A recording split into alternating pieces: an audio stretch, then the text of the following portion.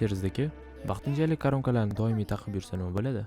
Hozir ko'plab bemorlarimizga implantatsiyadan so'ng agar suyagi katta bo'lsa, qisqa muddat ichida 7-10 kun ichida vaqtinchalik koronkalarni qo'yib beryapmiz. 3-4 oydan keyin implant to'liq bitganidan so'ng doimiy sirkon koronkalarni o'rnatib beryapmiz. Lekin shu vaqtinchalik koronkalar bilan 8 oydan 2 yilgacha yurgan bemorlarimiz ham bor. Lekin buni qanday kamchiliklari borligini ortopedimiz Azamat aka tushuntirganlari ma'qul.